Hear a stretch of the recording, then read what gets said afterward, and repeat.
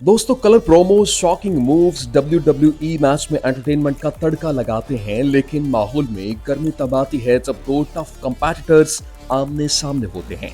WWE match lover जानते हैं कि रेसलिंग की दुनिया में लड़ाइयां तो आम सी बात है, लेकिन लोगों को मजा तब आता है जब दो राइवलरीज आपस में भिड़कर यहाँ मैच को एक और अप लेवल तक ले जाते हैं। आज की वीडियो कुछ ऐसे ही कड़क राइवलरीज के नाम है जहां खिलाड़ियों ने अपने राइवल्स को हराने के लिए एड़ी चोटी का जोर लगा दिया। तो चलिए वीडियो स्टार्ट करते हैं। Number 10, Hulk Hogan versus Randy Savage. WWE की दुनिया में ये दोनों ही कभी दोस्त हुआ करते थे, लेकिन हल्क होगन और रैंडी सेवेज की दोस्ती की लोग मिसालें दिया करते थे। साथ में दोनों ने मेगा पावर टीम भी बनाई थी, लेकिन जल्द ही इस दोस्ती में नफरत की ऐसी कड़वाहट घुल गई कि हल्क होगन या रैंडी सेवेज 80s के सबसे बड़े राइवल्स के रूप में उभर कर सामने आए। दरअसल इनकी लड़ाई की जड़ माचो मैन की एक्स वाइफ मिस एलिजाबेथ रही, जिन पर हल्क होगन के साथ अफेयर का इल्जाम लगाया गया। दोनों दोस्त अपने करियर में एक लंबे अरसे तक एक दूसरे से दुश्मनी निभाते रहे और फाइटिंग एरिना में भी जब ये दोनों खिलाड़ी आमने सामने आए तो दोनों के बीच जबरदस्त कंपटीशन देखने को मिला, जहां चैंपियनशिप फाइट के दौरान हल्क होगन ने रैंडी सेवेज को करारी शिकस्त देकर वर्ल्ड चैंपियनशिप का खिताब अपने नाम किया। Number 9, John Cena versus Edge. कभी ओवर हाइप कहलाए जाने वाले जॉन सीना ने अपने डब्ल्यूडब्ल्यूई के करियर में कई उतार चढ़ाव देखे, लेकिन इनके धुआंधार रेसलिंग और करारी राइवलरीज ने डब्ल्यूडब्ल्यूई में एक अलग ही बवाल मचाया। वैसे तो इस खिलाड़ी की कई रेसलर से घातक लड़ाइयां हुई, लेकिन जॉन सेना और एज के बीच की राइवलरी काफी लोगों में मशहूर रही। इसकी शुरुआत 2006 के डब्ल्यूडब्ल्यूई चैंपियनशिप PLC मैच से हुई, जहां जॉन सीना और एज के बीच में खेले गए हाई वोल्टेज रेसलिंग मैच में जॉन सीना ने एज को करारी शिकस्त देकर चैंपियनशिप अपने नाम कर ली। Number 8, Edge and Christian versus the Hardy Boys. Attitude era में अगर कोई बेस्ट टीम बनाने में कामयाब रहे तो वो थे एज और क्रिश्चियन।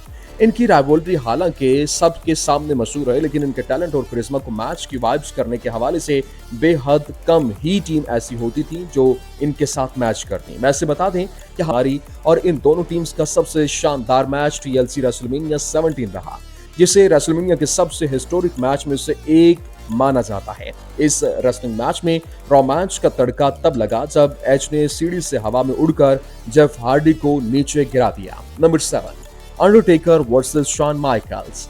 WWE के ग्रेटेस्ट रेसलर्स की लिस्ट में सिर्फ अंडरटेकर का नाम ही नहीं आता, बल्कि इनके राइवल शॉन माइकल भी इस लिस्ट में शुमार है। इन दोनों खिलाड़ियों ने अपने करियर में भले ही जीत के कई झंडे गाड़े हों, लेकिन एक दूसरे को हराने के लिए काफी मुशक्कत की और इन दोनों के बीच राइवल की शुरुआत समर स्लैम 1997 से हुई और साल 2010 के रेसलमेनिया 26 में खत्म हुई। इस दौरान दोनों ने कई बड़े और शानदार मैचेस में एक दूसरे को टक्कर दी, लेकिन इनका सबसे बड़ा एक मैच साल 2009 का रेसलमेनिया 25 रहा, जहां 30 मिनट की फुल एक्शन फाइट के आखिर में अंडरटेकर ने शॉन माइकल को हरा दिया। और कुछ ऐसा ही हाल रेसलमेनिया 26 का भी रहा। ये मैच शॉन माइकल्स का रिटायरमेंट मैच था, लेकिन उन्हें इस मैच में भी अंडरटेकर से हारना ही पड़ा। Number 6, the Rock versus triple H.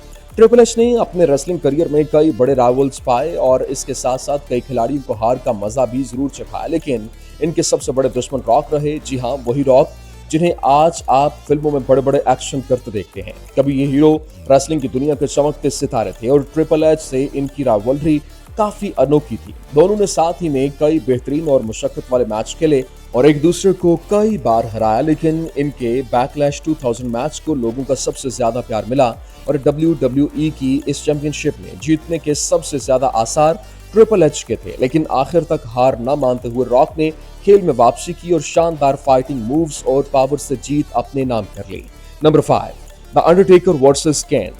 WWE के इतिहास में सबसे ज्यादा राइवल्स का ताज हमेशा ब्रदर्स ऑफ डिस्ट्रक्शन यानी अंडरटेकर और केन के नाम सजता है। इन दोनों खिलाड़ियों की राइवलरी इसलिए भी खास है क्योंकि इन्हें हाफ ब्रदर्स कहा जाता था, लेकिन जब ये आमने सामने होते थे तो एक दूसरे के प्रति जरा भी हमदर्दी नहीं दिखाते थे और इनकी लड़ाई WWE के मैचेस को एक लेवल अप ले जाती थी। इसलिए लोग इन्हें खास तौर पर देखना पसंद करते थे और इनके अनफॉरगिवन 1998 और रेसलमेनिया 14 कुछ ऐसे मास्टरपीसेस हैं जिन्हें आज भी याद किया जाता है।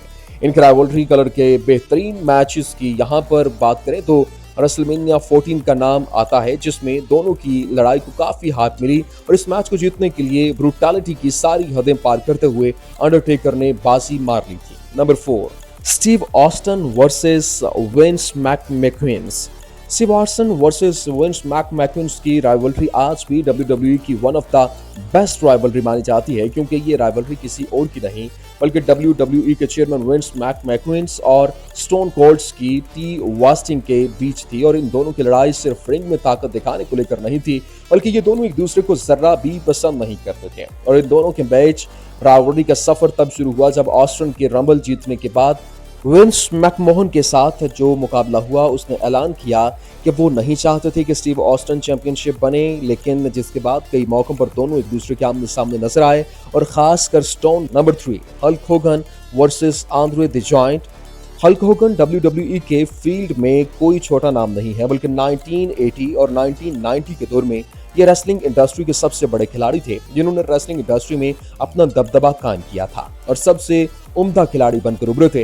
यही वजह थी कोई भी खिलाड़ी इनके सामने खड़ा होने की ताकत नहीं रखता था, लेकिन इनके सामने खड़े होने और जीतने का जुनून सिर्फ आंद्रे द जायंट जैसे फियरलेस खिलाड़ी ही रखते थे। जब कभी हल्क होगन और द आंद्रे द जायंट के बीच टक्कर होती थी तो मुकाबला देखने लायक होता। इन मजबूत पहलवानों के बीच कभी मैचेस खेले गए और जिसमें से एक रेसलमेनिया 3 का बिगर बैटर मैच भी था, जहां हल्क होगन ने आंद्रे की हवा टाइट कर दी थी। वहीं आंद्रे ने भी अपने शानदार मूव से मैच में सस्पेंस बनाकर रखा था, लेकिन आखिर में जीत हल्क होगन के नाम हो गई। Number 2, John Cena versus Randy Orton. WWE rivalries की बात हो रही हो और जॉन सीना और रैंडी ऑर्टन का जिक्र ना हो तो ऐसा कैसे हो सकता है। WWE के ये दोनों प्लेयर्स कई बार चैंपियनशिप के विनर रहे और दोनों का करियर ग्राफ भी काफी ऊंचाइयों पर रहा, लेकिन एक दूसरे से इनकी टक्कर कई सालों तक चलती रही और साल 2005 में खेले गए पहले मैच से लेकर साल 2017 तक इनके बीच कई मैचेस हुए, जिसमें कभी तो सीना को और कभी रैंडी को जीत मिली, लेकिन दोनों के बीच का सबसे रोमांचक मैच 2009 का ब्रेकिंग राइट्स रहा, जहां इन्होंने 60 मिनट के लिए आयरन मैन मैच खेला और फाइट में दोनों के बीच की टक्कर इतनी क्लोज रही कि जॉन सीना ने 5-6 के मार्जिन से ये खेल अपने नाम किया और रैंडी ऑर्टन को हार का मजा चखना पड़ा। Number 1, the Rock versus Steve Austin. WWE के इतिहास में सबसे बड़ी राइवलरी जिन दो शख्सियात में देखने को मिली है वो है WWE फाइटिंग वर्ल्ड के सबसे बड़े खिलाड़ी। हम बात कर रहे हैं द रॉक और स्टीव ऑस्टन की, जिन्होंने साल 1990 और साल 2000 के बीच रेसलिंग इंडस्ट्री को हिलाकर रख दिया था। इन दोनों प्लेयर्स के बीच खेले गए सभी रेसलिंग मैचेस को आज भी WWE के गोल्डन टाइम्स की तरह याद किया जाता है। जब भी दो खिलाड़ी रिंग में उतरते थे तो फाइटिंग मूव से ऑडियंस को जबरदस्त एक्शन देखने को मिलता। इनके बीच खेले गए कुछ शानदार मैचेस में सबसे ज्यादा रेसलमेनिया 17 को याद किया जाता है, जहां दोनों ही फाइट की तरह रिंग में उतरते और उतरकर बवाल मचा देते थे। और इसके साथ इस मैच से पहले रॉक WWF चैंपियनशिप अपने नाम कर चुके थे, जबकि ऑस्टन 2001 के रॉयल रंबल के विनर भी थे। ऐसे में इन दोनों ने एक दूसरे को हराने के लिए सभी दावपेच अपनाए, लेकिन आखिर में जीत स्टीव ऑस्टन की हुई और रॉक हार गए। मगर रेसलमेनिया 19 में रॉक ने इस हार का बदला लेते हुए स्टीव ऑस्टन को हराया और दोनों के बीच की राइवलरी पर हमेशा के लिए ड्राम लगा दिया। तो चलिए दोस्तों, ये थी WWE इतिहास की कुछ ऐसी राइवलरी रिसर्च जिन्हें आज भी याद किया जाता है, जिन्होंने न सिर्फ मैच जीतने के लिए ब्रूटैलिटी की हदें पार की बल्कि लोगों को भी खूब मजे करवाए। वैसे इसमें से आपकी फेवरेट कौन सी है, हमें कमेंट सेक्शन में जरूर बताइए। जल्द हाजिर होंगे एक नई वीडियो के साथ। आप जाने से पहले इस वीडियो को लाइक शेयर करना मत भूलिए और अगर अभी तक आपने हमारे चैनल को सब्सक्राइब नहीं किया तो जल्द सब्सक्राइब कर लें ताकि हमारी सारी वीडियोस आप तक सबसे पहले पहुंच सकें।